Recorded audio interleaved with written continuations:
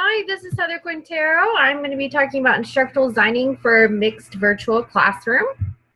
So what we know about it is all of our classrooms are very diverse. In higher education, we see mixed age ranges and also mixed abilities.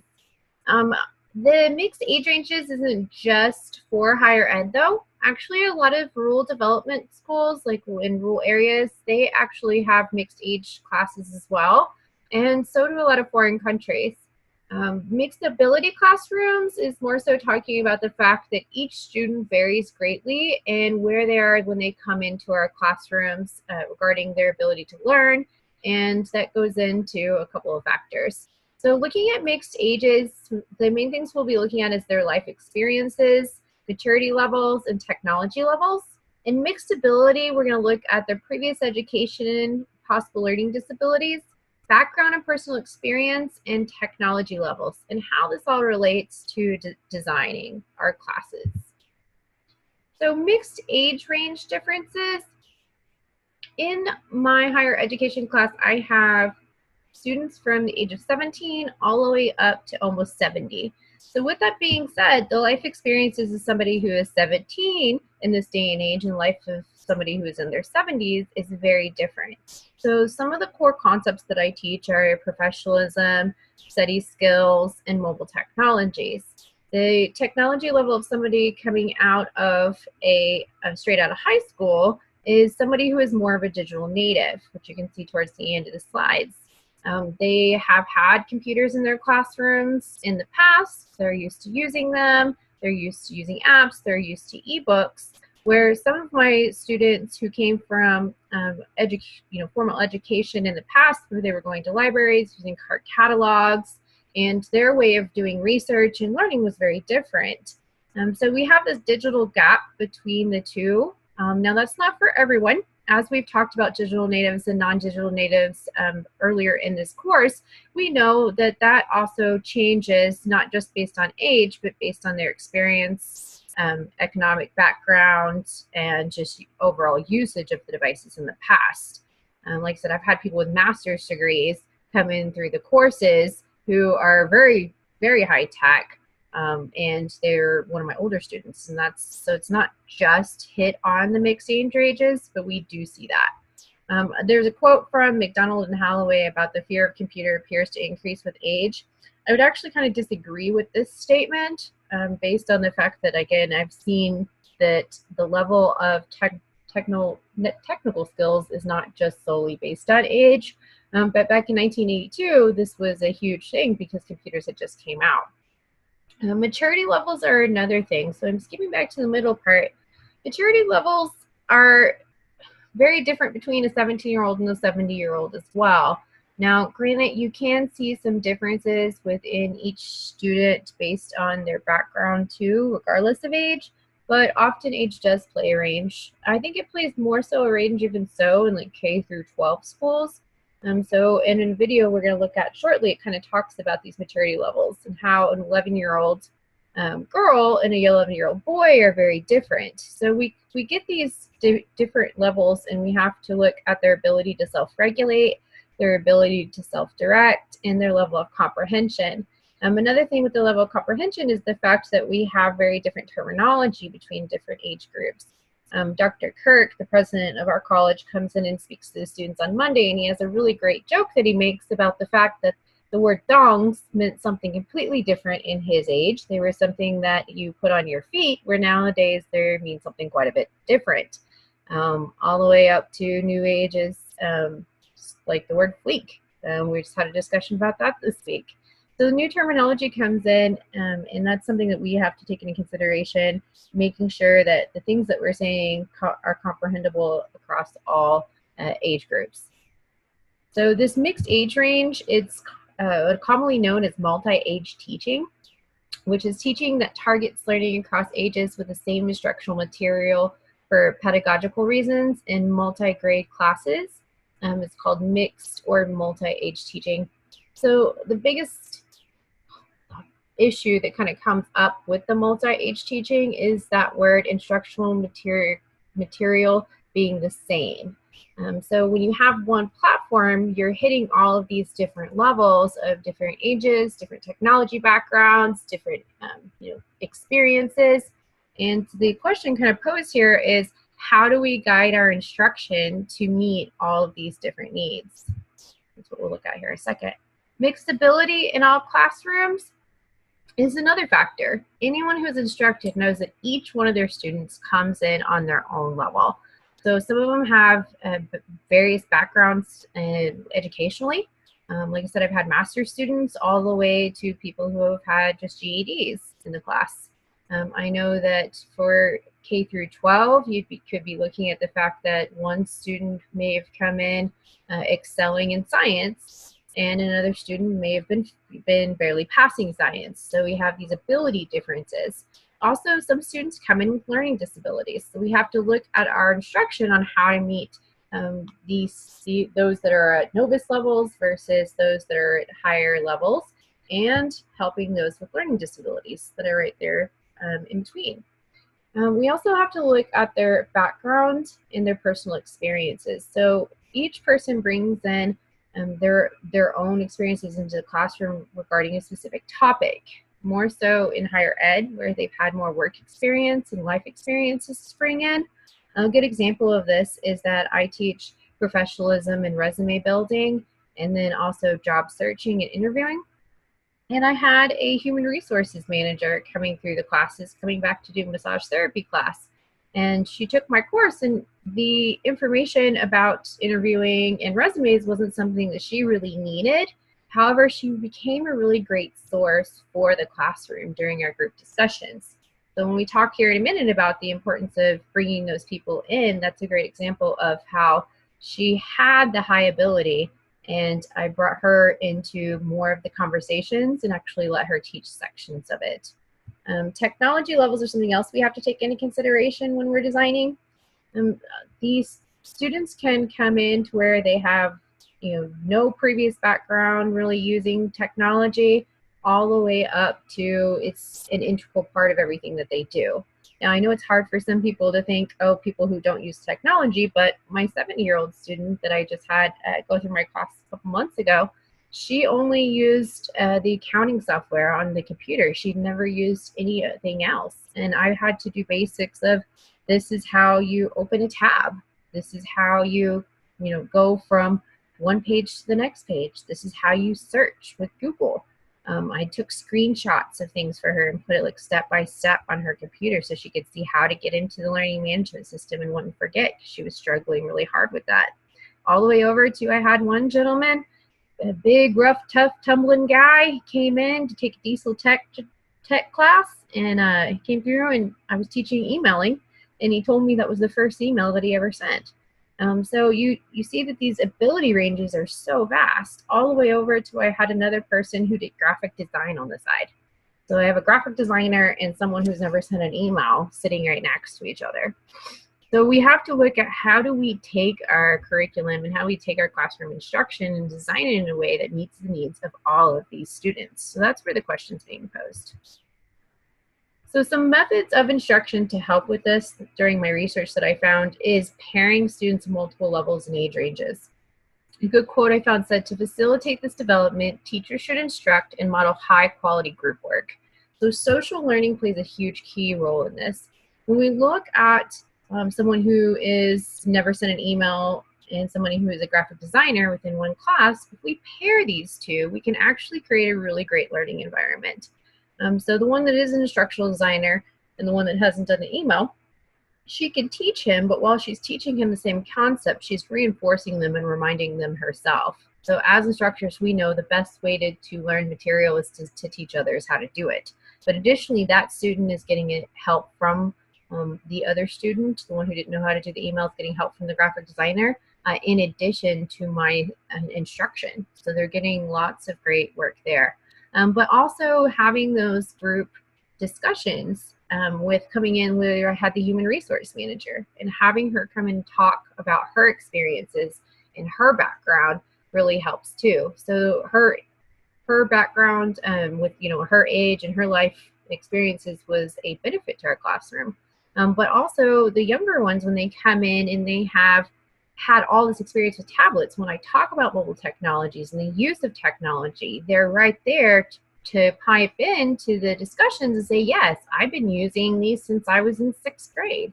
I've been using this, forever. I use this way and I use it that way. Also, they teach us too. So they get to go in and teach us about different apps and the newest level, the newest things that are out there regarding social media, and we can all learn off of each other. So pairing the students together and also having them take that prior experience and that prior education and kind of sharing it with everyone in a social learning environment. Allowing instruction on multiple levels based on prior experience. So this is a lot going to go into the fact that you can adjust your instruction based on where they're at. With the online classes, to me, this is easier to do because we can tier it. We can put it into where we have in the videos that are basic instructions on how do I download an app, all the way up to this is how you use the app. And so people who already know how to use the app, they can skip that basic of downloading and they can go straight into the assignment. So that allows for variation in the actual instruction based off of alternative assignments. Also, the giving of self-choice. So going through and doing more student-centered teaching with the instruction being designed to where they can choose a level A, B, or C. I do this with my budgeting exercise in my online class. They have an option to do it handwritten and take a picture of it. They have an option to use app 1, which is a moderate level app, or app 3, which is a little bit more advanced app. So this is, again, tiering and leveling it based on their technology skills and based on their past education levels. Allowing the students to set roles and requirements to aid in classroom facilitation and personal responsibility. This is going into the maturity level and having buy-in. I'm going to let you look at a quick video, about 10 minutes long, about these topics and also putting more emphasis on how to manage the maturity levels in the classroom and using this as a way to do so. So here's a quick video.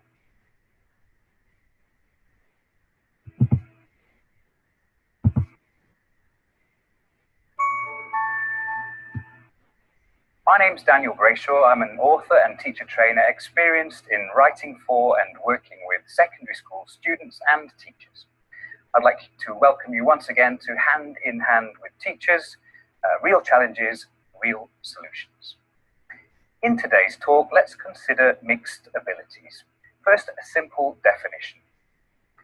Mixed ability or heterogeneous classes are made up of students of different levels of proficiency. Okay. But as Penny suggested in the early 90s, these terms are misleading as no two learners are really alike and homogeneous classes don't actually exist. In fact, all classes are made up of learners who differ in many ways. Some of the most obvious differences include maturity and language ability. Let's start with maturity. Consider the developmental gap between the average 14-year-old girl and a boy of the same age. Girls reach what is called the inflection point, a halfway stage in brain development at around the age of 11, while dawdling boys don't get there until the age of 15. The problem is that sometimes immaturity is mistaken for a lack of ability. But we must be careful to avoid this misconception. Here's what I do to minimize potential problems caused by mixed levels of maturity. Towards the beginning of a course, I have a discussion with my students, centered on what I expect of them and, crucially, what they feel is appropriate behavior in the classroom. We negotiate and agree classroom rules together and even draw up a contract for everyone to sign. Another challenge I often encounter in class is that students differ in terms of language ability. Actually, the term is not as straightforward as it sounds. In fact, we should consider two factors here. Proficiency, or in other words, how much language a student is able to understand and use at any given point, and aptitude, that is to say, language learning ability. For example, although a student may have a low level of proficiency and be weak in English, they may have a strong aptitude for learning and with the correct support, be perfectly capable of catching up. The trouble is, students vary in their learning styles and strategies, and what works for one student may not work for another. So what can we do? Well, here's what I do to try to make lessons effective for students of varying proficiencies and aptitudes. I always aim to be flexible in terms of methodology and appeal to a variety of learning styles and abilities. This can be achieved firstly through the use of a good and varied coursebook, and secondly, a wide variety of supplementary classroom activities. When I say varied, I mean varied in terms of difficulty, length, skills focus, pace, interaction patterns, etc. To paraphrase a famous quote, you can't please all of the students all of the time, but you can target as many of them as possible by varying your approach in the classroom. When it comes to helping students develop aptitude, it's well worth remembering that they not only pick up ideas from me, the teacher, but also from each other. To build awareness of different strategies for learning, I find it helpful to get the students to share their favorites by preparing a poster together or even a video guide. Subtopics can include things like how I memorize vocabulary or how I revise for tests, for example. Let's turn our attention to another challenge, namely classroom management with mixed ability groups. Before we go any further, it's important to define the term lockstep teaching. This describes a situation in which all students in a class are engaged in the same activity at the same time, all progressing through tasks at the same rate. This is very common where classes are large, furniture fixed, and materials limited. When teaching a mixed ability group in lockstep, it's almost inevitable that some of the presentations and practice exercises will be too simple for the more able students or too difficult for the less able ones. Here's what I do to make lockstep teaching as effective as possible with mixed ability groups. As I mentioned earlier, I ensure there are a wide variety of activity types and levels of challenge. I also make sure I always have extra activities ready for early finishers. A good course will come with plenty of these. Here, for example, are some activities from the timeout section found at the back of new challenges. These are ideal for students who finish before their peers and would otherwise sit twiddling their thumbs and losing focus. Perhaps the most important consideration when teaching to varying levels of proficiency in lockstep is how the students are grouped. Research shows that extremely effective learning takes place when one student is asked to teach another. This is because in order to teach, known information must be reorganized in the brain. Thus, pairing more and less able students can actually benefit both parties. Another approach with mixed ability groups is to differentiate input and practice according to ability. In practical terms, this requires good classroom management and the help of a course with plenty of extra components, ideally online ones. Here's how I structure a lesson where input and practice are differentiated according to students' abilities. Let's take the example of a grammar lesson at level 3 of the GSE, or around A2+ on the CEFR. It's a lesson on first conditional with if or unless, and will future with when or as soon as. It's probably not the first time that students will have come across first conditional, and certainly not the first time they will have met will future. Step 1. I begin the lesson in lockstep with everyone completing a warm-up activity together. Depending on the lesson length, I might use exercises 1 and 2 seen here on the slide. A listening comprehension containing examples of the target language. Or I might use something briefer if time is short. Step 2. Now I'm going to split the group. Less able students will stay with me for a presentation on the target language, and more able students are going to use my lab or similar online materials and do a receptive activity. For example, a reading that I've pre-selected and which contains the target language. Step 3. We're going to come back to lockstep and complete a controlled practice activity together as a group. We'll use this one, exercise 4 from the book. I'll be monitoring very closely at this point to see how the more able students get on. If there are any problems, I'll ask the less able students who've just taken part in the presentation stage to try and help. This has the twofold advantage of allowing me to check how much of the presentation the less able students have understood, and also to change the usual dynamic, which is good for the confidence of the less able students. Step 4. At this stage, we're going to split again.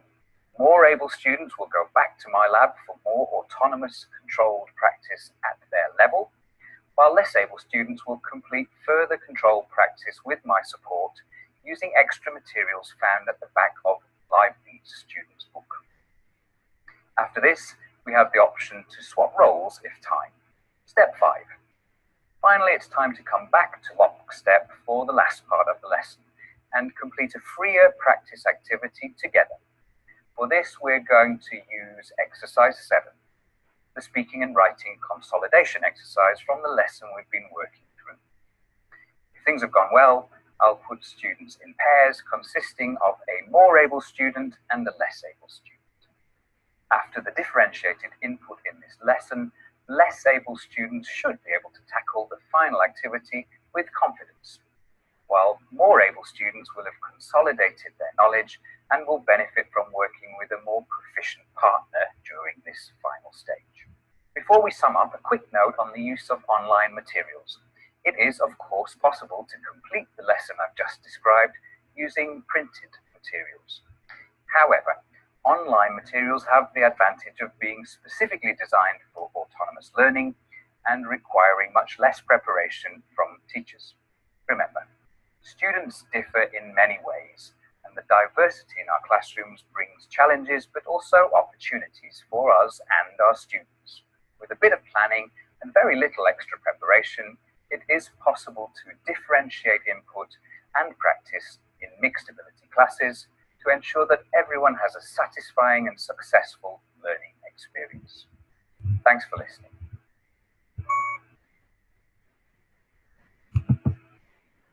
So as we had discussed, there is a lot of different methods that you can use in order to try to hit these multi-age groups, multi-ability classes that we have by use of instructional design in how we go through and set up our classrooms, both the physical beings and the online versions as well, and how we pair students together, whether that be through discussion boards, whether it be through group projects or in-class assignments.